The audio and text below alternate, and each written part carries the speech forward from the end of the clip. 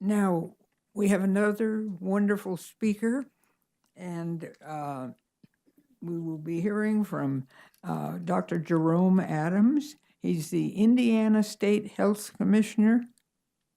He's responsible for public health protection, health and human services, healthcare, quality and regulation. He's the boss of health in Indiana. He's also on the State Board of Health. He's been working on improving the status of children for years and also combating drug abuse. But the real message is he's an anesthesiologist. My husband was an anesthesiologist. And his opinion has been sought by the Senate and the House of Representatives, the CDC, the White House. Everybody cares what he thinks. Now, I tell you about each person and how they've been trained so they can do what they're doing. And he has a BS in biochemistry, a BA in biopsychology, all from Maryland. He has an MD from Indiana, and an MPH from the University of California, Berkeley. And he's been doing research in the Netherlands and around the world. And I'm very proud to introduce Dr. Adams. Thank you so much, Dr. Lawrence. Good morning, everyone. You guys still hanging in there? All right, it's been a great morning so far. I got to tell you guys, I'm already depressed because the last time I was at a meeting with Dr. Hayward, he spoke before me. And isn't he just wonderful? Isn't he just fantastic? I'm so blessed to have a colleague from Indiana who is as accomplished as he is, and who I can look to as a mentor. Again, I am an anesthesiologist, so you say, why the heck am I here? Well, I was just literally down the street 2 weeks ago talking to our anesthesia colleagues with the American Society of Anesthesia and making the point that Dr. Hayward made, that we need to reach out beyond our traditional silos. We need to reach out to our medical students. We need to reach out to our anesthesiologists. I do a lot of OB anesthesia. When I've got that needle in their back, they will listen to anything I'm saying to them. And I talk to folks about teachable moments. It is a teachable moment to ask them, do you have a crib at home? Are you planning on breastfeeding? And if you don't get that message out to all of your potential advocates, they can be your worst enemies. Because when they are making a tough decision, they may or may not. They're not likely to remember that it was the obstetrician or the pediatrician who told me to breastfeed, but they will remember the doctor told me not to breastfeed, or that they didn't breastfeed, or that it wasn't important. And so it's important that we reach out beyond our traditional silos. Dr. Hayward gave you the national perspective. I'm going to give you a little bit of the state perspective, our Indiana story. He gave you the hospital perspective. I'm in charge of the State Department of Health. I'm going to give you kind of the community and state agency perspective so that you know your partners who you need to bring into the fold. He talked a lot about disparities, particularly racial disparities, and I am passionate about racial disparities. I'm going to speak about some of that in Indiana, but I'm also going to talk about rural disparities. Indiana is a unique state relative to where I grew up, just down the street here on the East Coast, and that we are predominantly geographically rural, and you will see that there are substantial disparities in our rural areas compared to our urban areas. The other point I'd make is that we also need to speak to our audience. And right now, we're in an era where people are talking about, well, down the street again. Taxpayer first is the mantra. It's the mantra, it's jobs, jobs, and jobs. And Dr. Hayward gave you some economic data. I would say to you, when you're reaching out to your medical colleagues, make sure you can recite that chronic disease data. Show it how it's relevant to them. And when you're talking to policymakers, make sure you can talk about the economic data. Talk about the fact that breastfed children have parents who miss work less. Talk about the fact that it's going to lower your diabetes rates, your cardiovascular disease rates, and ultimately lower the amount of money that your states have to spend on Medicaid, which, as we all know, is likely to have less funding moving forward. Speak to them in their language and recruit more folks to your mission.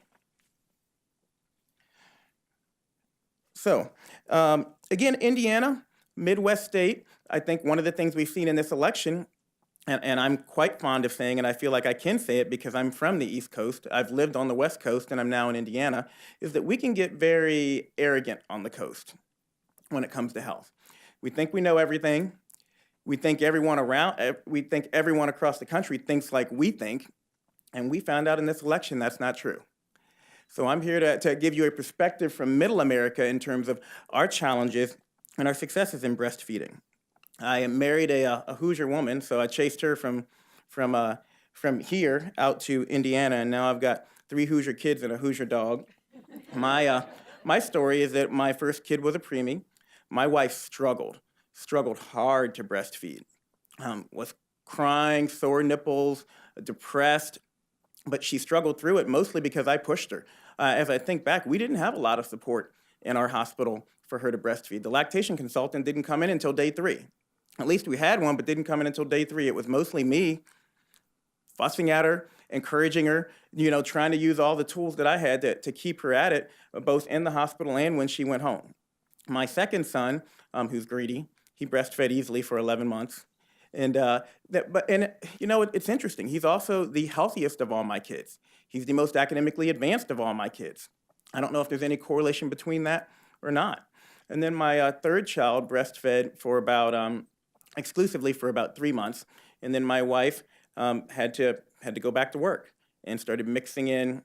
She pumped, but mixing and pumping in breastfeeding. And so that's my story. But it's interesting because we've got to look at each person as a unique story and look at their barriers, their challenges, and the opportunities we have to help them. I was not breastfed beyond leaving the hospital because my mother grew up in an era where they were encouraging women to go back to work.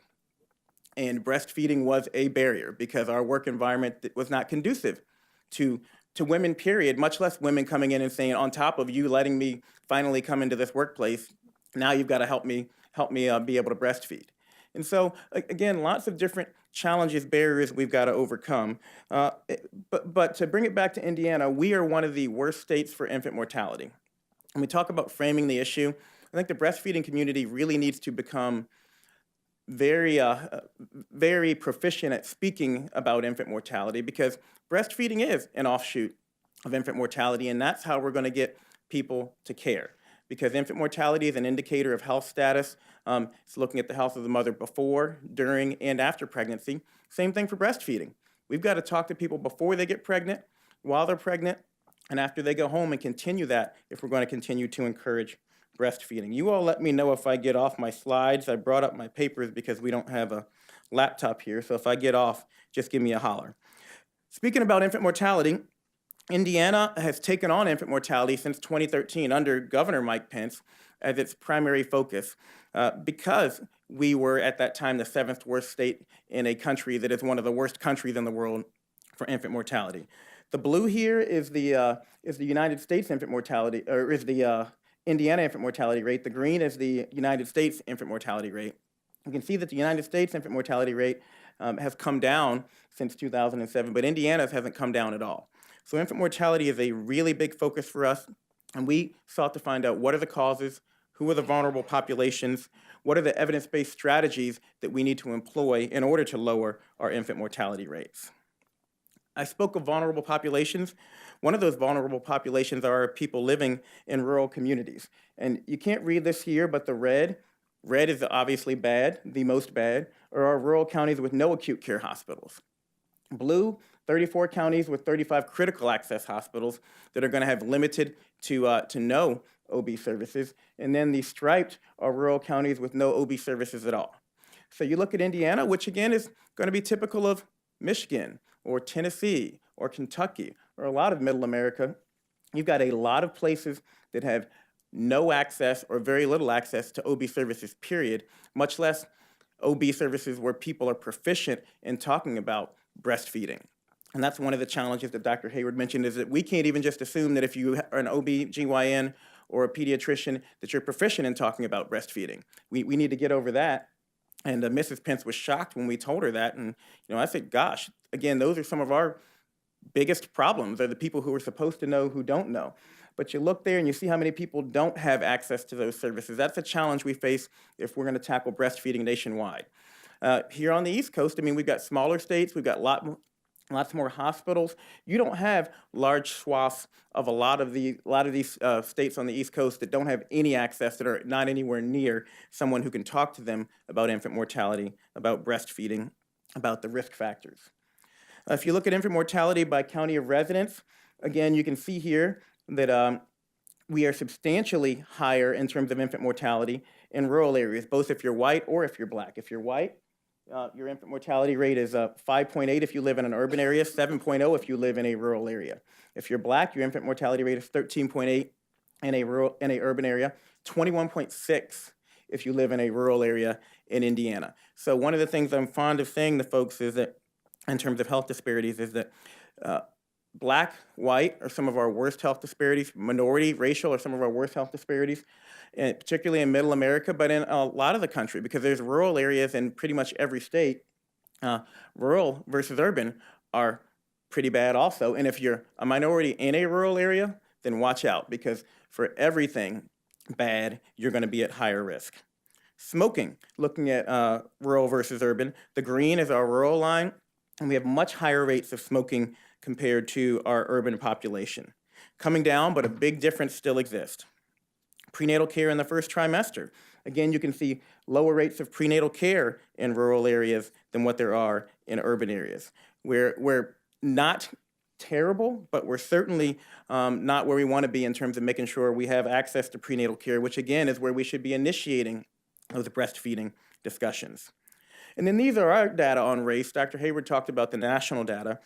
You can see that the red line is whites in Indiana. The blue line is the overall rate, and the green line is the blacks in Indiana. If you are black in Indiana, your infant mortality rate is 2 to 2.5 times the white rate.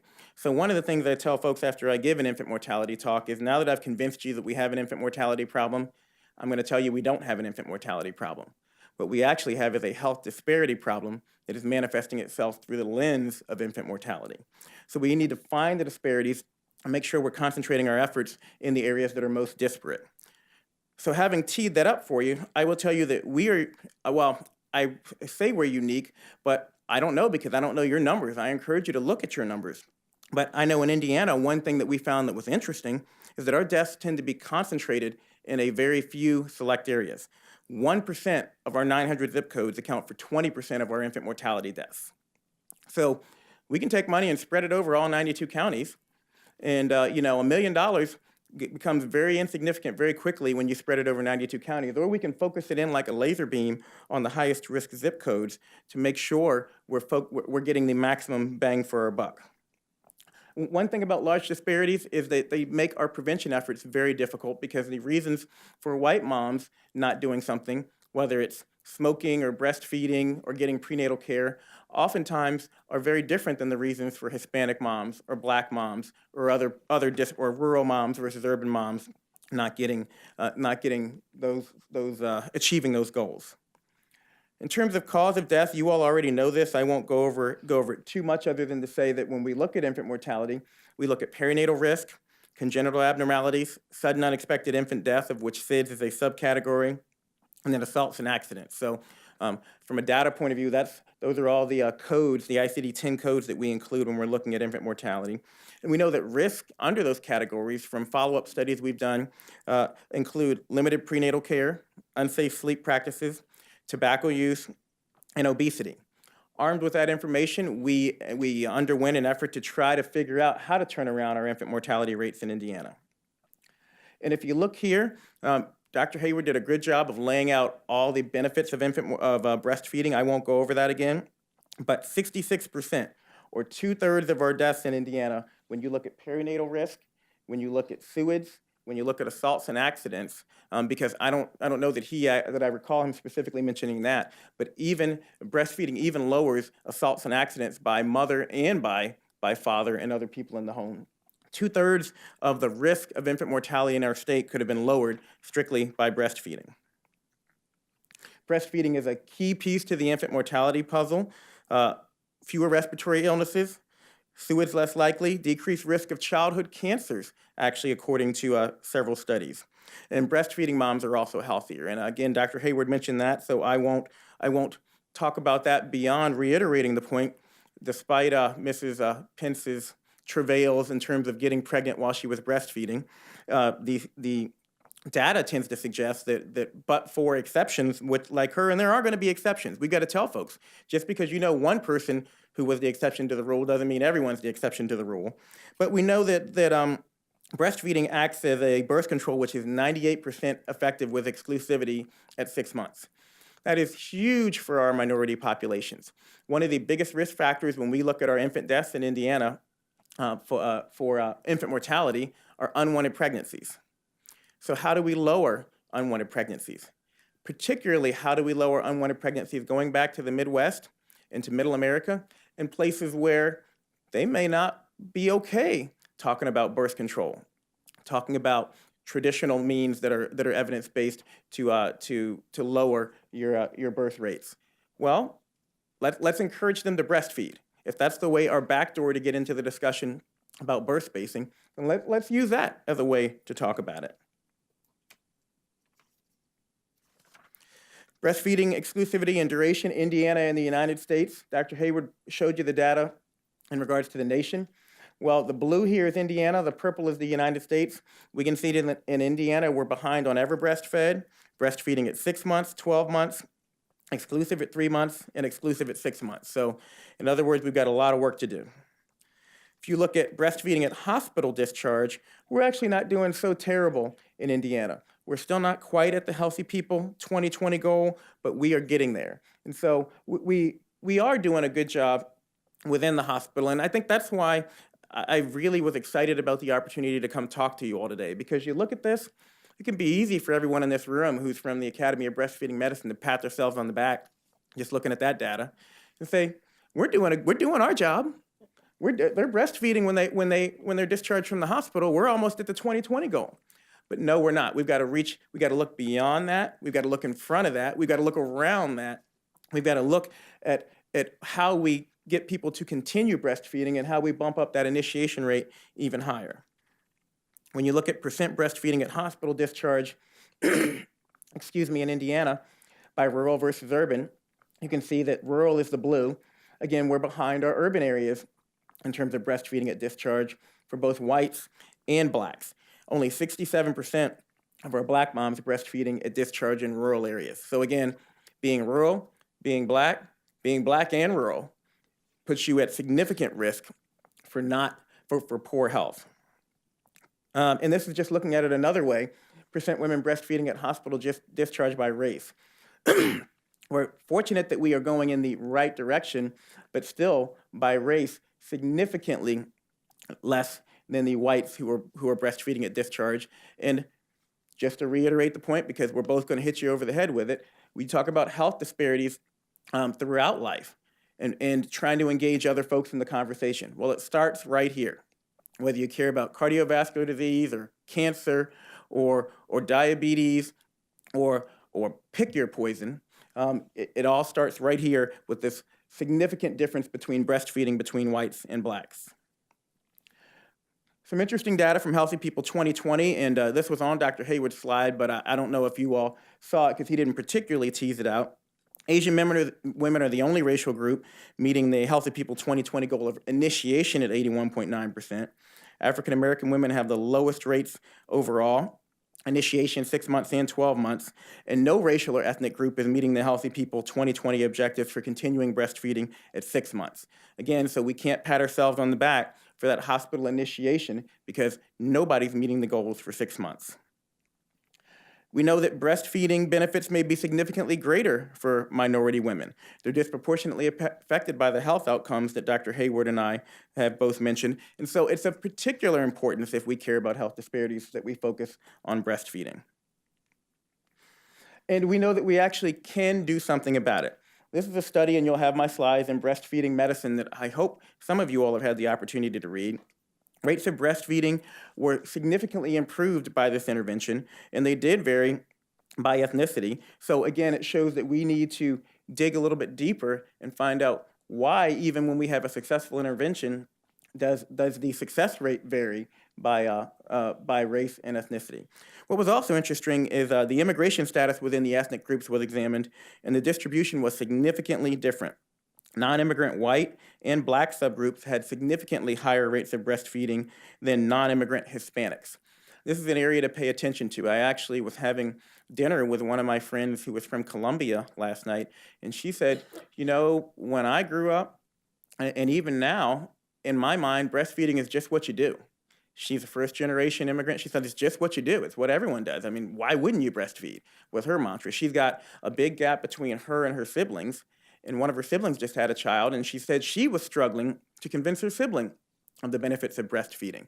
There's a phenomenon of assimilation where you can't group all immigrants into the same category. And I just point that out to you all so that you're aware of the fact that just because someone is Hispanic or Latino or identifies as an immigrant doesn't mean that their risk factor is going to be the same.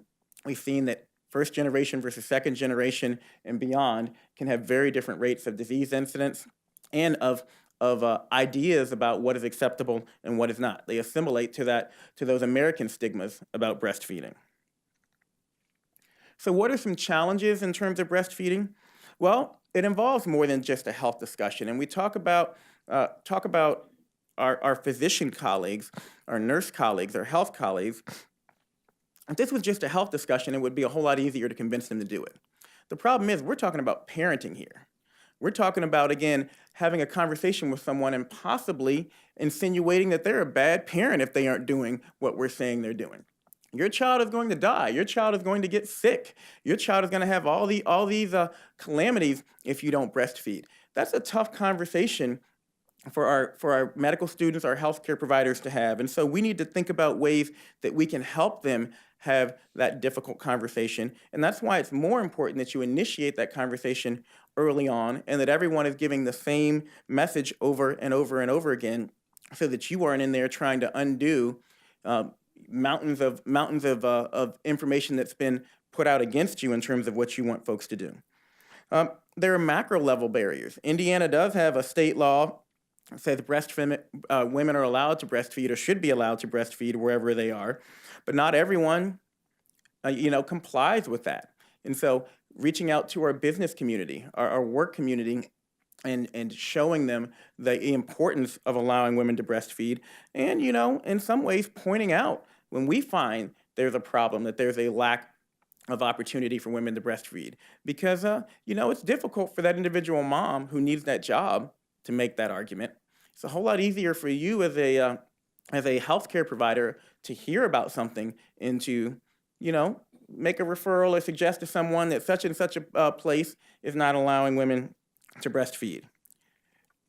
We talk about macro or micro level barriers, and when I say micro level barriers, being culturally sensitive is critical. It really is. The differences, as I've discovered, are very different in different communities for why folks say that they will not breastfeed. The breast is highly sexualized in the African American culture. I've heard women talk about the fact that they're worried about their appearance after breastfeeding, physical appearance afterwards, particularly in the African American communities. And so you need to talk about that. You need to overcome the fact that, as Mrs. Pence mentioned, and as I mentioned about my own mom, that mom didn't breastfeed and I'm fine. So it's okay for me to not breastfeed. These disparities continue to perpetuate themselves over generations. Limited standard education. I'm so glad that the young lady who asked Dr. Hayward a question did ask a question, because right now breastfeeding education is not standardized. It's an individual choice. You have to make a choice to become proficient and educated on the topic. There's not standard education across the board for anyone in any profession on this topic, and we need to get to a point where it is standardized and where it is available to everyone. And quite frankly, where you don't need ABM to be the sole entity who's talking about this, and where folks aren't saying, well, the only way I know about this is because of ABM. They should know about it from their medical school training.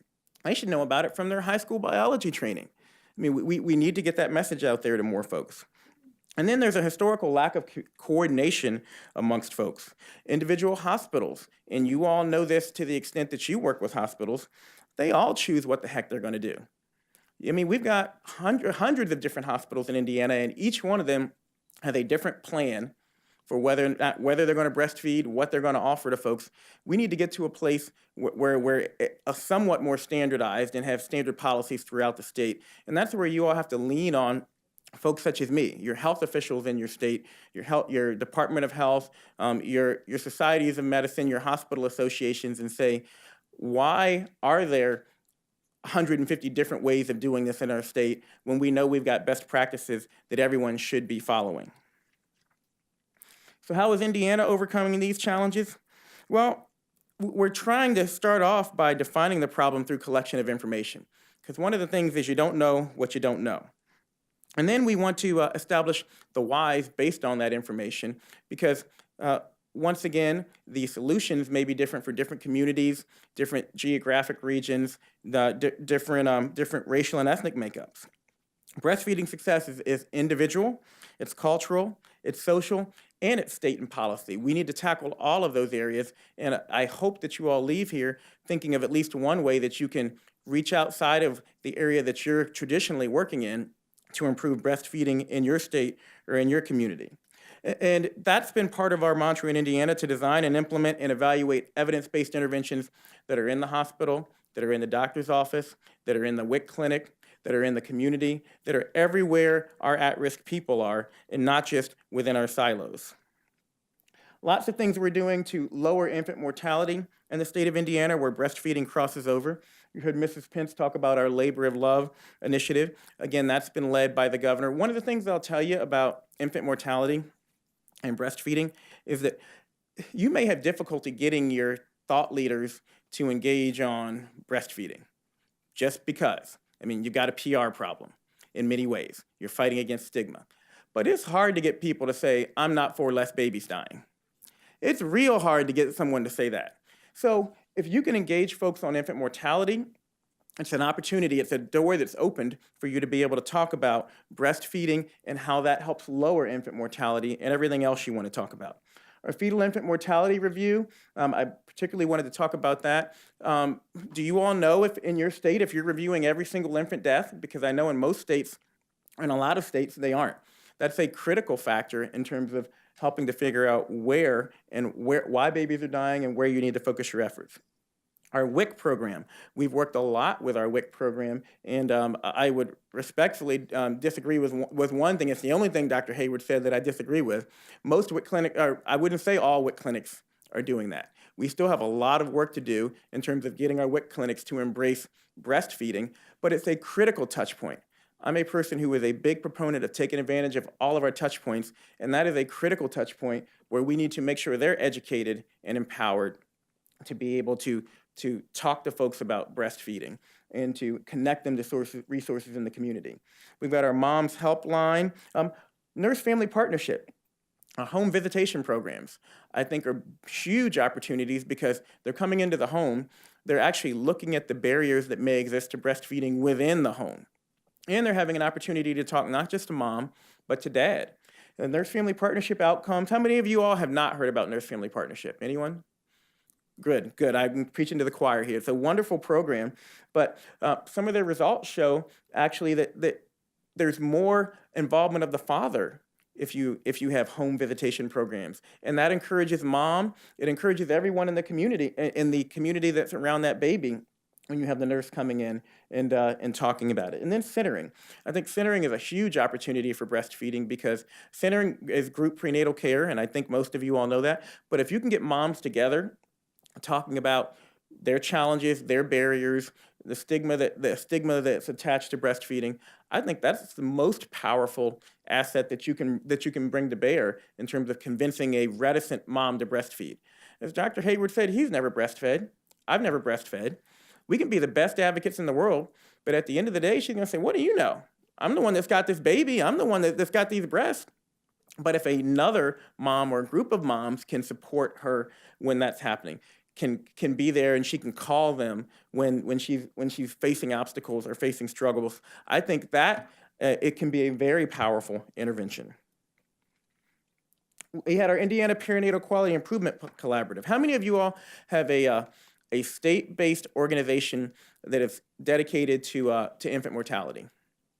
So I see a couple of hands.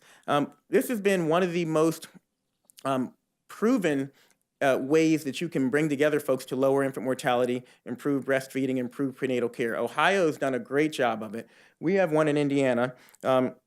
It's over 300 community professionals that conduct community and policy evaluations to offer steps for the State Department of Health in the battle against infant mortality.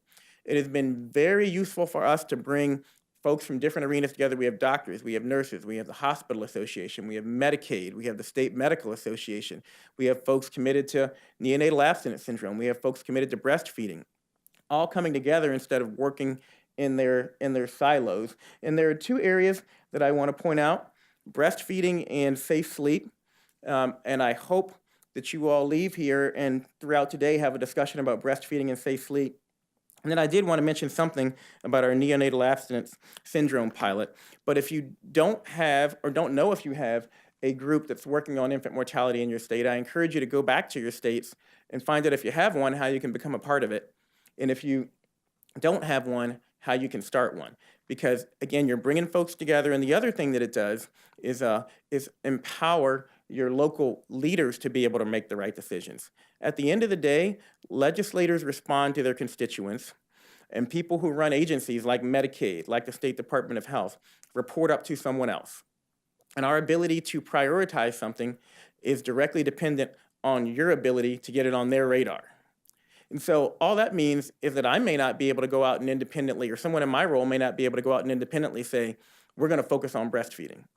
But if you have a community of experts out there saying that you need to focus on breastfeeding and making recommendations to your legislators or your State Department of Health or your other entity, it empowers them to advocate on your behalf. So I did want to talk about breastfeeding and safe sleep.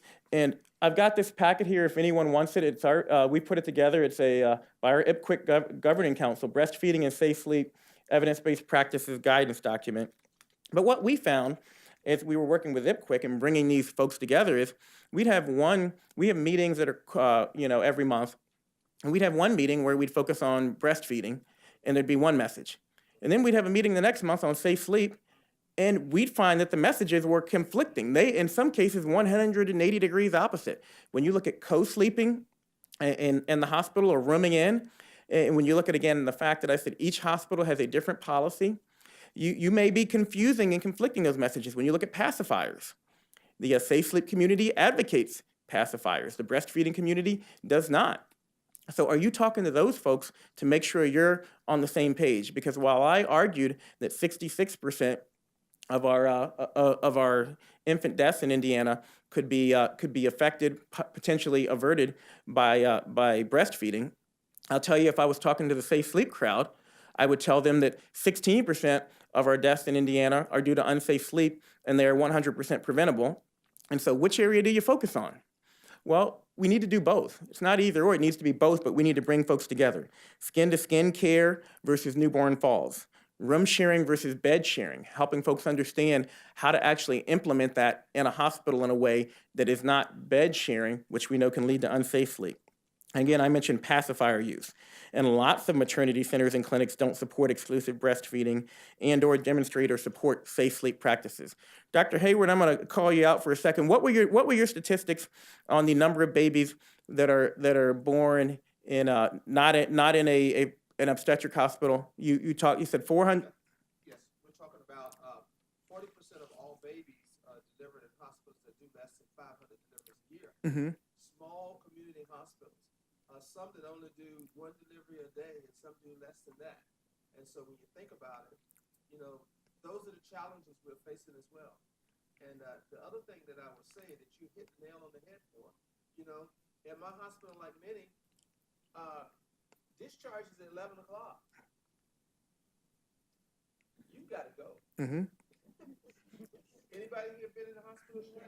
They want you out of that bed so they can put somebody else in it.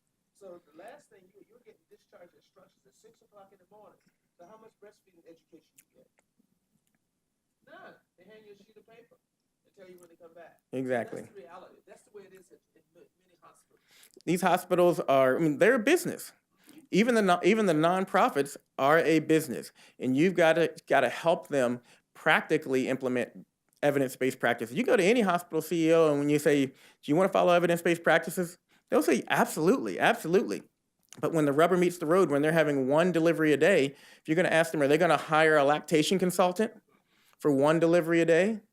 Are they gonna change the whole way that their rooms are set up to encourage breastfeeding and to encourage safe sleep for one delivery a day? You've got to bring these folks together and help them overcome their challenges to actually doing the things that we know that are right. And that's 40%.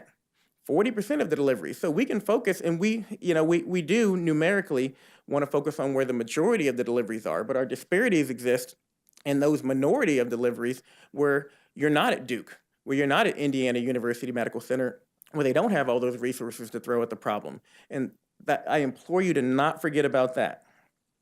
As far as breastfeeding and safe sleep practices, we put together the document that I mentioned, compiling recommendations from American Academy of Pediatrics, Centers for Disease Control and Prevention, National Action Partnership to promote safe sleep. And our statement was that increased breastfeeding in combination with safe sleep practices will reduce the infant mortality and morbidity in Indiana. Again, that key. Bringing those two together will reduce our infant mortality rate and should be supported by all healthcare providers in Indiana. Introductions to these important health behaviors should begin as soon as prenatal care is initiated. Continuing education and follow-up throughout pregnancy and the infant's first 12 months will enhance compliance and outcomes. And we actually got our Indiana Hospital Association, our State Hospital Association, extra money through the legislature to go throughout the state and help promote this safe sleep and breastfeeding co-messaging. So the Hospital Association, if you don't know who they are, they can be important partners because the barriers, again, often exist at levels that are well above the health and health educator type folks who we typically talk to. They're typically, they're often, again, at that level of the hospital administrator, and you've got to engage folks who know how to talk to them. A hospital association can be key. So I want to finish by quickly going through some of our efforts in Indiana, so you know kind of the spectrum of our story. I told you in 2013, we made infant mortality our #1 priority. We were able to engage the governor and engage the first lady in this area because, again, nobody wants babies to die. And then we had to collect data to figure out why were babies dying. NICHQ, how many of you all have heard of that? They helped us develop a roadmap by collecting data. First collecting data to figure out where our problem was. We also transitioned our breastfeeding coordinator position to full-time in 2014 because we were able to show that, hey, this is a component of our infant mortality rate. In 2015, established our breastfeeding coordinator in the Office of Women's Health. We developed an internal breastfeeding task force.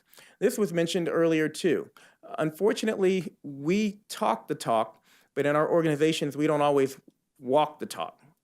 What do I mean there?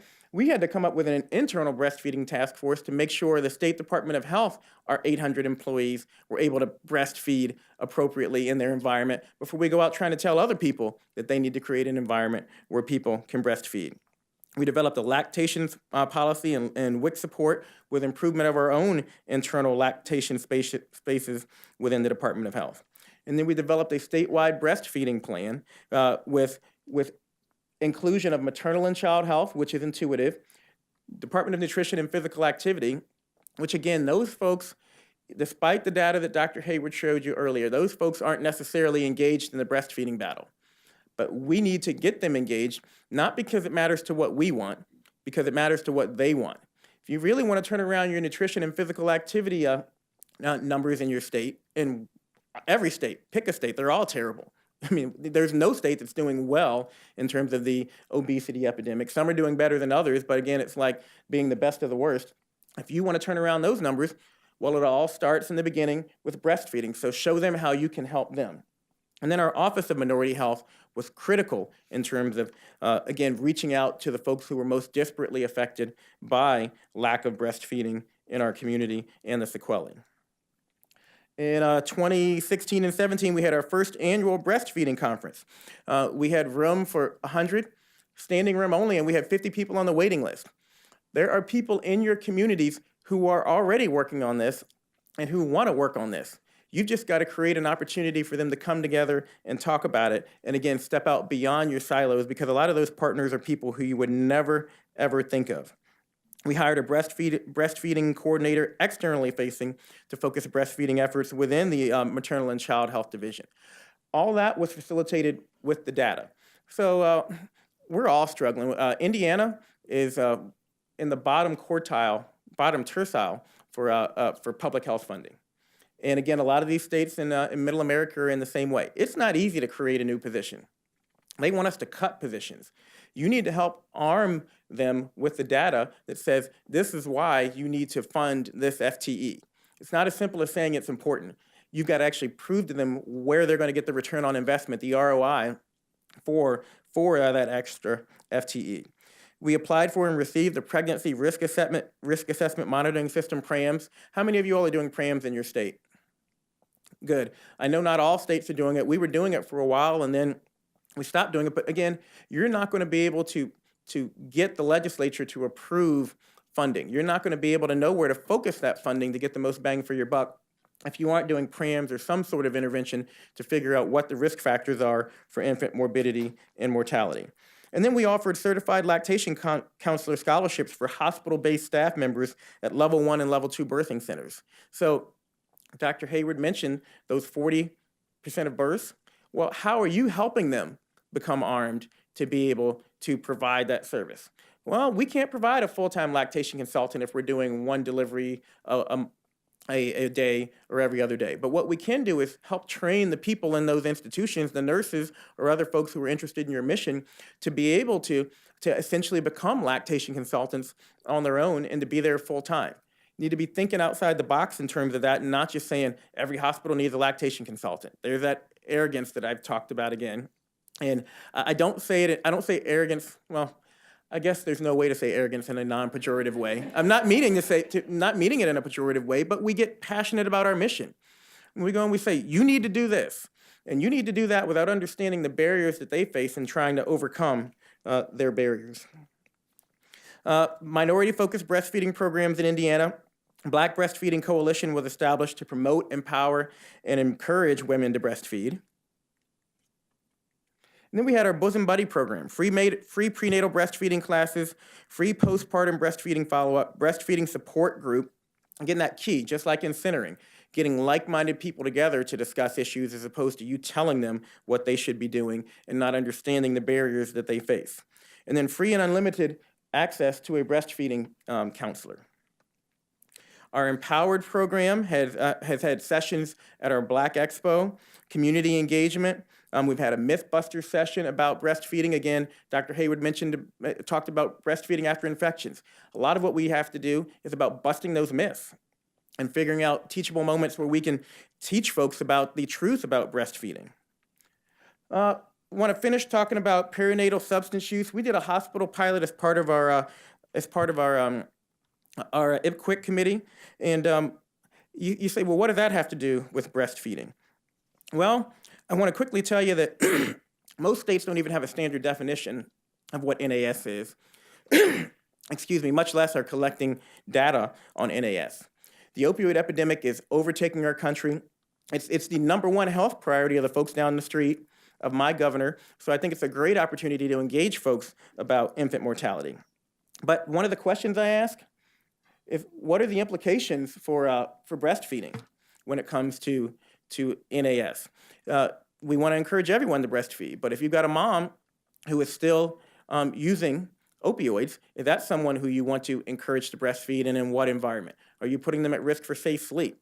We're looking at our FEMR data, our fetal infant mortality review data, and we're finding increasing amounts of our deaths are correlated with opioid use in the home, and unfortunately, some of those are correlated with moms who are attempting to breastfeed. And another interesting phenomenon that I would encourage you to think about is, okay, so we get mom breastfeeding, and instead of that baby withdrawing in the hospital, that baby then withdraws at home whenever mom decides she's going to stop breastfeeding. What are the implications there, and what do you have in place to both predict that and help mom deal with that? From our data, we found in Indiana that compared to a national rate of 9.6%, 20% of our cords were coming back testing positive for opioids. So 1 in 5 of our moms. So lessons learned, I'll finish. Support your efforts with data. Make sure you know the data in your state. Take the time to write down a written plan so that people across the state can all be on the same page. Be okay with incremental steps. It's going to take time. We've been at this since 2013, specifically focused on breastfeeding, but even beyond that for infant mortality. We've been at infant mortality for decades. Understand that not everyone's going to be on the same page. Be open to new opportunities or best practices, new opportunities. Working with the safe sleep community to get your message across, even though what you may be hearing them say is completely opposite of what you're saying. And take special care to understand and adapt efforts to connect with particularly disadvantaged populations, rural communities, ethnic and racial minorities. Partnerships, you've got your tried and true partners, but particularly look for unique internal support. Our Division of Nutrition and Physical Activity was extremely helpful for us. Unique external support, the business community, the academic community. And then ask who you're missing, who needs to be at the table, who's not there. And again, I would encourage you to really work with your business community, who right now are the ones who are really swaying the decision makers at the moment. I want to thank you all again so much for the invitation. I was blown away by the opportunity to be here and was really glad that we could help bring the second lady here because she's passionate about it, but it's an opportunity to maintain her passion, to keep her passion going, and to continue to educate her about this issue. I encourage you all, when you leave here today, if you're on Facebook, if you're on Instagram, if you're on Twitter, shower her with some love for being here, because she will retweet it and it will help get our message out. Too often we preach to the choir instead of going out and preaching to the congregation or going out and trying to get new converts. Use that social media to again, thank Mrs. Pence for being here and supporting our mission, but also to force multiply that message and get more people on board. Anything you want from me, please reach out to me. I am very happy to share anything that we've done. Please get to know your State Department of Health folks back in your state if you don't know them, because they are working on this issue in some way, shape, or form. And if you don't know who they are, that's a problem. That's a lack of coordination. And if you want a copy of our breastfeeding and safe sleep practices guidance document, please do let me know. Thank you, Dr. Lawrence. I know you got the hook. And yeah, thank you.